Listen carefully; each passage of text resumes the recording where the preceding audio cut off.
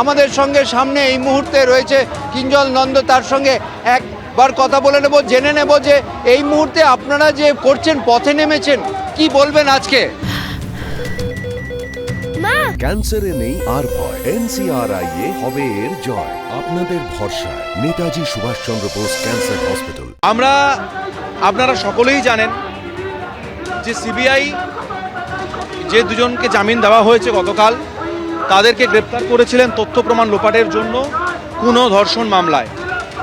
তাহলে সেই জায়গায় ওনারা কেন গ্রেপ্তার করেছিলেন সেই প্রশ্নটা থেকে যাচ্ছে, এবং তারপরেও কেন জামিন পেয়ে গেল, এবং কেন ওনারা 90 দিনের মাথায় চার্জশিট দিতে পারলেন না।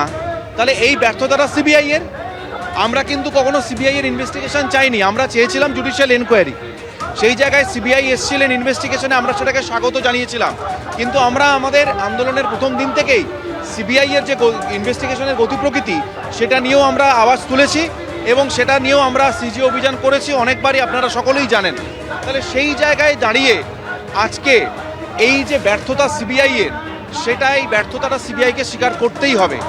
এবং আপনারা সকলেই জানেন যতদিন ধরে সুপ্রিম কোর্টে হিয়ারিং হয়েছে, সুপ্রিম কোর্টে প্রত্যেকেই বলেছেন যে মাননীয় বিচারপতিরা যে জিনিসগুলো ওনারা পাচ্ছেন সেগুলো খুবই ভয়ঙ্কর এবং উদ্বেগজনক। তাহলে সেই ভয়ঙ্কর এবং উদ্বেগজনক জিনিসগুলো কেন সিবিআই গুরুত্ব দিয়ে দেখছেন না, বা সিবিআইয়ের রিপোর্টেই তো ওগুলো গিয়েছিল।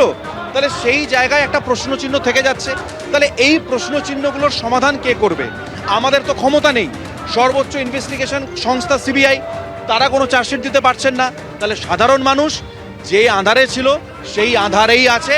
সাধারণ মানুষ যেই আধারে ছিল সেই আধারেই আছে। আমরা আমাদের ক্ষমতা আন্দোলন করা, রাস্তায় থাকা, আমাদের তো ক্ষমতার কোনো জায়গা নেই।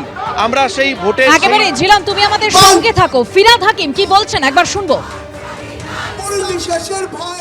যদি সত্যি সত্যি আমার মেয়েটা, যার ধর্ষণ হয়েছে, খুন হয়েছে, তাকে যদি সত্যি সত্যি ন্যায় দিতে হয়, পলিটিক্স নয়, রাজনীতি নয়, যে কে ধর্ষণ করলো সেটা ইম্পর্টেন্ট না, তৃণমূলকে গালাগালি দাও, সেটা যদি না হয়, তাহলে আমার মনে হয় যে সেই পরিবারকে এবং যারা গেছিলেন কোর্টে তাদের বলা উচিত যে এটা রাজ্য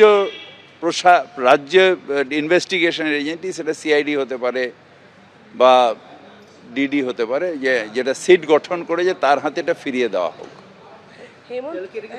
দেওয়া হোক।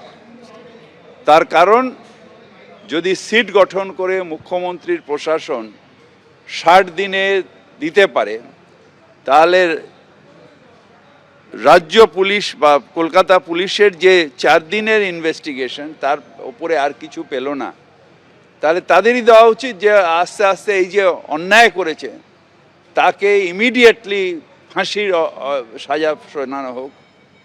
যারা রাজনীতি করেছেন তাদের ওপরে থাপ্পড় খাওয়া হলো।